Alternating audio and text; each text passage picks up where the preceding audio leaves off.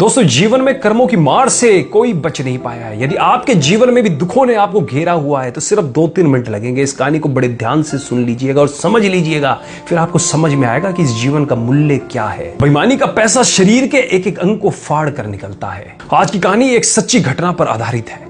रमेश चंद्र, जो पंजाब के खन्ना नामक शहर में एक मेडिकल स्टोर चलाते थे, उन्होंने अपने जीवन का एक पृष्ठ खोलकर सुनाया जो दर्शकों की आंखें भी खोल सकता है और शायद उस पाप से जिसमें वह भागीदार बना उससे भी बचा जा सकता है। रमेश चंद्र का मेडिकल स्टोर, जो कि अपने स्थान के कारण काफी पुराना और अच्छी स्थिति में था, लेकिन जैसे ही कहा जाता है कि धन एक व्यक्ति के दिमाग को भ्रष्ट कर देता है, और यही बात रमेश चंद्र जी के साथ भी घटित हुई।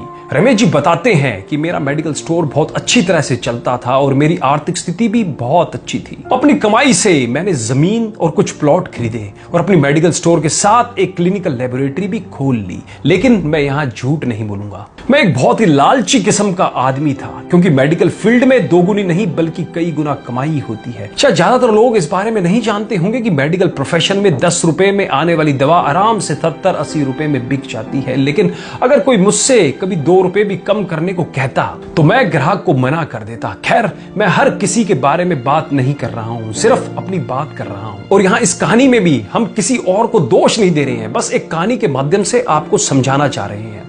वर्ष 2008 में गर्मी के दिनों में एक बूढ़ा व्यक्ति मेरे स्टोर में आया।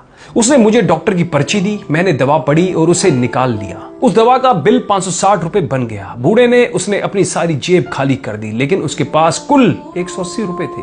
मैं उस समय बहुत गुस्से में था, क्योंकि मुझे काफी समय लगाकर उस बूढ़े व्यक्ति की दवा निकालनी पड़ी थी और ऊपर से उसके पास पर्याप्त पैसे भी नहीं थे। बूढ़ा दवा लेने से मना भी नहीं कर पा रहा था, शायद उसे दवा की सख्त जरूरत थी। फिर उस बूढ़े व्यक्ति ने कहा, मेरी मदद करो, मेरे पास कम पैसे हैं और मेरी पत्नी बीमार है, हमारे बच्चे भी हमें पूछते नहीं है, मैं अपनी पत्नी को इस तरह वृद्धावस्था में मरते हुए नहीं देख सकता। लेकिन मैंने उस समय उस बूढ़े व्यक्ति की बात नहीं सुनी और उसे दवा वापस छोड़ने के लिए कहा। यहां पर मैं एक बात कहना चाहूंगा कि वास्तव में उस बूढ़े व्यक्ति की दवा की कुल राशि 120 रुपए ही बनती थी।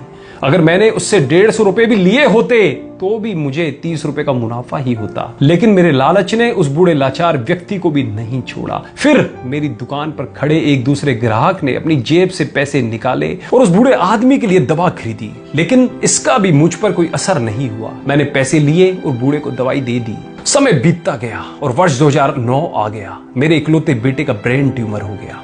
पहले तो हमें पता भी नहीं चला, लेकिन जब पता चला तो बेटा मृत्यु के कगार पर था। पैसा बहता रहा और लड़के की बीमारी खराब होती गई। प्लॉट बिक गए, जमीन बिक गई और आखिरकार मेडिकल स्टोर भी बिक गया। लेकिन मेरे बेटे की तबीयत बिल्कुल नहीं सुधरी। उसका ऑपरेशन भी हुआ और जब सब पैसा खत्म हो गया तो आखिरकार डॉक्टरों ने मुझे अपने बेटे को घर ले जाने और उसकी सेवा करने के लिए कहा। उसके पश्चात 2012 में मेरे बेटे का निधन हो गया।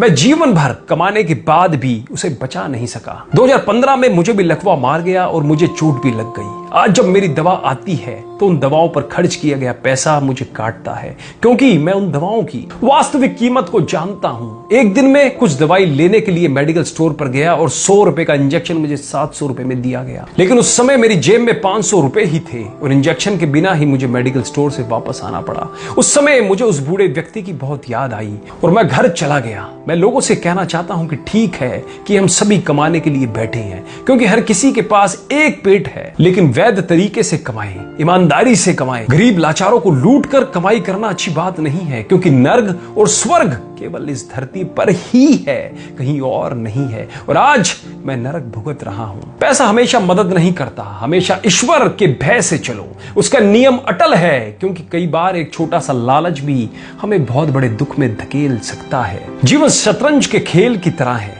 और यह खेल आप ईश्वर के साथ खेल रहे हैं। आपकी हर चाल के बाद अगली चाल ईश्वर चलता है। तो एक बार सदैव चिंतन करें, जैसी करनी वैसा ही भरनी, जैसी करनी वैसा फल, आज नहीं तो निश्चित कल हम बदलेंगे, युग बदलेगा। कहानी अच्छी लगी हो तो अपने फेसबुक वॉल पर, अपने व्हाट्सएप ग्रुप में सभी दोस्तों रिश्तेदारों में इस वीडियो को ज्यादा से ज्यादा शेयर करो, जिनसे आज के समय जो लोग दूसरों की मजबूरियों का फायदा उठा रखे हैं उनकी मानसिक स्थिति के अंदर परिवर्तन आ सके और वो भी कुछ अच्छा काम कर सके। कहानी अच्छी लगी हो तो कमेंट भी जरूर कीजिएगा। धन्यवाद।